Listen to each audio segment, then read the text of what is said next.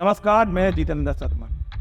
राजस्थान की राजधानी जयपुर से तमाम बड़े बड़े शहरों और बड़े बड़े नगरों में तमाम जो बड़ी संस्थाएं हैं उनको लेकर एक बहुत बड़ा मामला अब सामने आया है। बात करते हैं जीएसटी। जी हाँ, बिल्कुल जीएसटी की यहाँ बात करेंगे। और आपने लगातार देखा होगा कि तमाम बड़े बड़े कॉर्पोरेट घराने और बड़ी बड़ी जो संस्थाएं उनके मालिक किस तरह से टैक्सों की चोरी कर कर जनता के पैसे का चूना लगाते हैं और अपनी जेबें भरकर सरकार को यानी कि सिस्टम को चूना लगाने की सारी ताकतें झोंक देते हैं। और उनके इस काले कारनामे में अगर कोई साथ देता है तो फिर वो सिस्टम और सरकार में बैठे बैठे आला और उच्च अधिकारी यानी कि सीधी सीधी भाषा में अगर बात करें तो सरकारी अफसर। एक मामला राजस्थान की राजधानी जयपुर में आया है।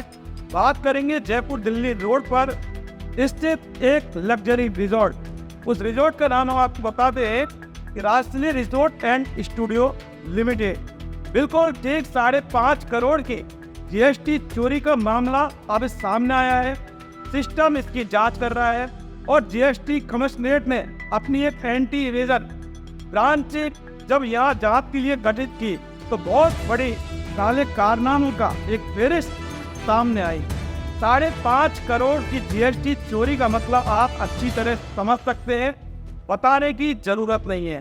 यानी कि 5.5 में कितनी जीरो है, ये अपने आप में एक बहुत बड़ा सवाल है। और जब मामला सामने आया तो सिस्टम एकदम हरकत में आ गया। वही मैं आपको बता दूं कि गिरीश अग्रवाल, आशा अग्रवाल और आकाश अग्रवाल इस राजस्थानी रिसोर्ट के डायरेक्टर, निदेशक यानी कि कह सकते हैं सीधी सीधी भाषा में ये मालिक हैं। सवाल ये है कि जो आरोप जानकारी के मुताबिक जो सामने आए हैं इनमें 5% जो जीएसटी है वो दिया जाता है, जबकि 7,500 रुपये की किराए के हिसाब से 18% जीएसटी का मामला सामने होना चाहिए। इस तरह से पूरे एंगल से अगर देखा जाए तो कारपोरेट घराने बहुत बड़ी मात्रा में चोरी कर रहे हैं। जब मामला सामने आया तो 6 करोड़ रुपए सरकार में यानी विभाग में जमा करा दिए इनके डायरेक्टरों ने, और उसमें 2.5 करोड़ जीएसटी और 3.5 करोड़ की पेनल्टी सहित पूरा मामला आज जमा करा दिया गया है। सवाल यह बहुत बड़े गहरे हैं।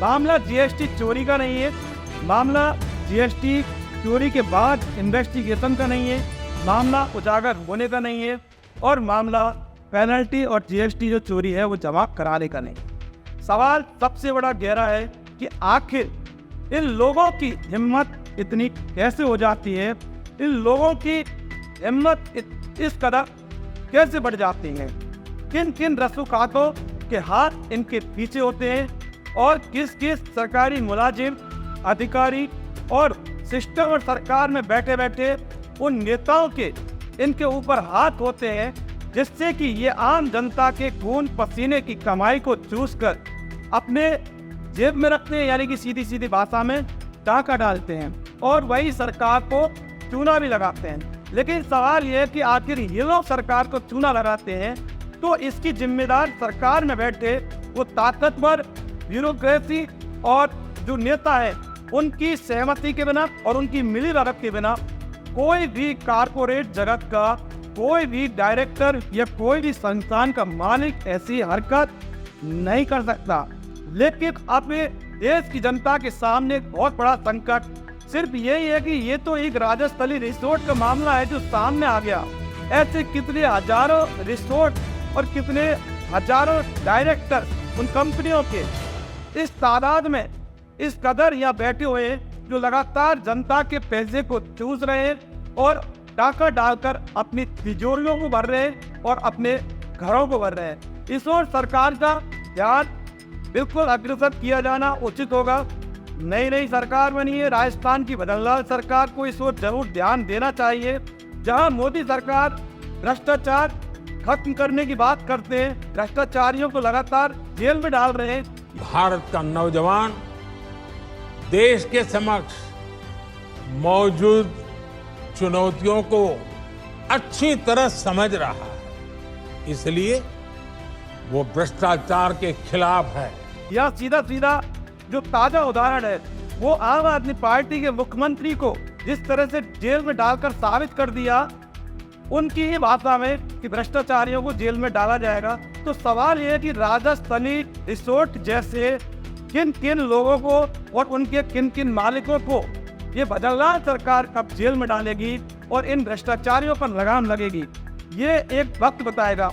लेकिन सबसे बड़ा सवाल सिर्फ यही है कि आखिर भोली भाली जनता के खून पसीने की कमाई की चोरी क्यों। दोस्तों फिलहाल तो इतना ही। आपने अगर हमारा इन्वेस्टिगेशन मीडिया सब्सक्राइब नहीं किया तो फौरन कर लें, नीचे बेल आइकन घंटी इसको जरूर दबाइए, जिससे कि आगे आने वाले हमारे तमाम वीडियो आपको नोटिफिकेशन मिल सके। आप हमें फेसबुक पर फॉलो कर सकते हैं इन्वेस्टिगेशन मीडिया पेज से, और ट्विटर पर हमारा invest_media007 पर भी आप हमें फॉलो कर सकते हैं। फिलहाल तो बस इतना ही। नमस्कार।